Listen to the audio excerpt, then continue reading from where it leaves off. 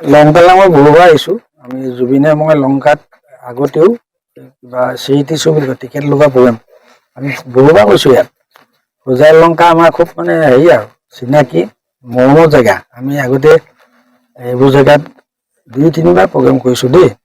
মই বিচাৰ প্ৰক্ৰিয়া বুলি ক'লে এটা কথা কওঁ, আইন কানুন যাতে আমাৰ হাতত নাই, হয় নহয়? আৰু যিটো মানে এতিয়া এই 2-এটা ৰিপৰ্টটো আৰু সকলোৱে জানি আছে, ছিংগাপুৰৰ পৰা ওলাইছে যে অত্যধিক মদ খোৱা আৰু অত্যধিক এলকহল, জেকেট লাইফ জেকেট নিপিন্ধাৰ কাৰণে নিপিন্ধাকে সি সাগৰত জঁপিয়াই দিয়া, এইবিলাক এটা ৰিপৰ্ট দি আছে। আৰু তেওঁলোকৰ হয়তো আমিতো এতিয়া ছিংগাপুৰৰ বিষয়ে ক'ব নোৱাৰোঁ, কিন্তু জনাৰ ভিতৰত যিহেতু আমাৰ স্বয়ং অসমৰ মুখ্যমন্ত্ৰীয়ে কৈছে যে তেওঁক হত্যা কৰিছে বুলি, গতিকে আমিতো আমাৰ অসমৰ তেওঁৱে মূল আৰু তেওঁৰ কথাটো আমি মানিবই লাগিব যে জুবিনক হত্যা কৰিছে বুলি তেওঁ নিজেই কৈছে, হয় নাই?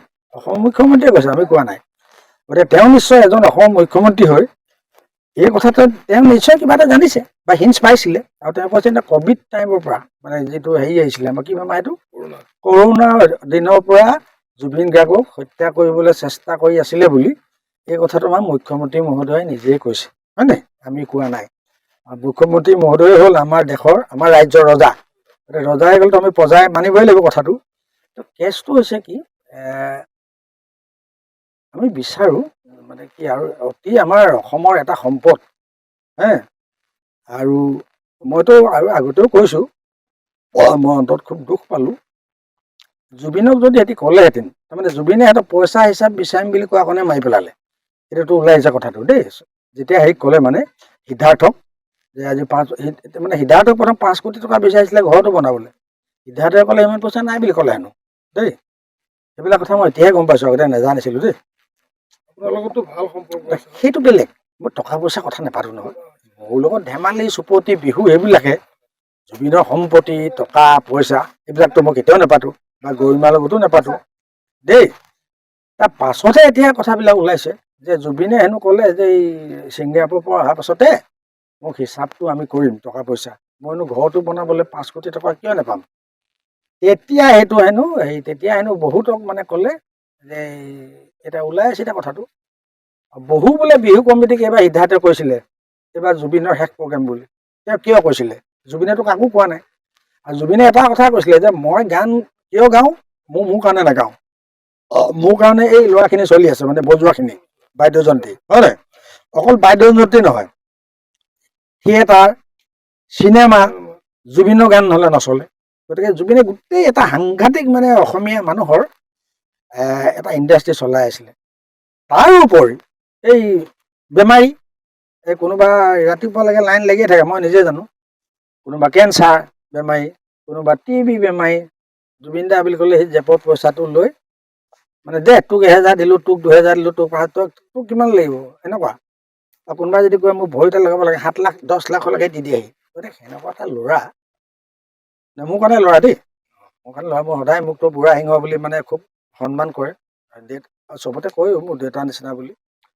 গতিকে জুবিনৰ নিচিনা এটা ল'ৰাক এইধৰণে মাৰি পেলোৱাটো দুখটো পাইছোৱেই। কিন্তু আমি এতিয়া ঘপকৈ কিয় ক'ব নোৱাৰোঁ, বিচাৰ প্ৰক্ৰিয়া এটা চলি আছে নাই? গতিকে কোৰ্ট আছে, কাছাৰী আছে। কিন্তু এটা কথা ঠিক,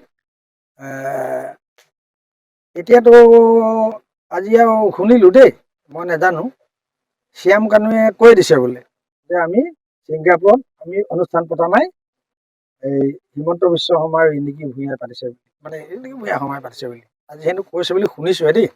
গতিকে গোটেই কথাটো ক'ত কি কেলেংকাৰী আমিতো এতিয়া ক'ব নোৱাৰিম, আইনে ক'ব।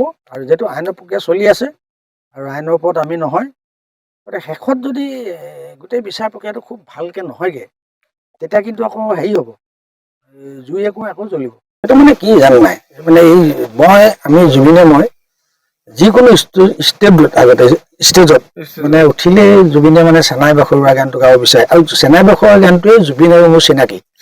মই যেতিয়া গাই থৈ আছিলোঁ ভূপেন উজীৰৰ যিটো অধিটেক বুলি কয় গীতানগৰত, সি সেই গানটো শুনিয়ে মোক চিনাকি হ'ব লাগিছিলে।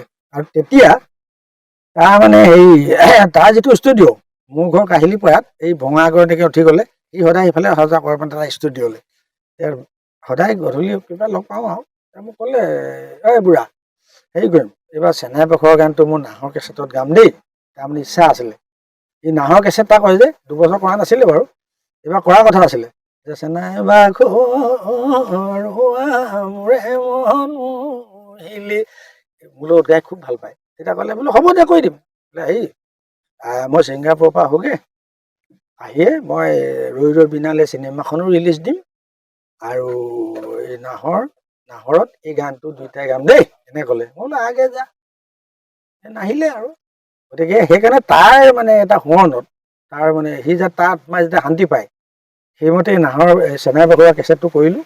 গানটো দেই, গান আৰু এটা আছিলে চেনি মাৰি জোকালো বুলি, তেতিয়া খুব গাঁও ষ্টেজত, সেই দুটা গান লগাই আমি 12 তাৰিখে বিহুৰ আগে আগে আৰু জুবিনৰ আত্মাৰ মানে সি আত্মাই শান্তি পাওক বুলি তাৰ জুবিন ক্ষেত্ৰতে আমি 12 তাৰিখে গীতটো মানে ৰিলিজ দিলোঁ।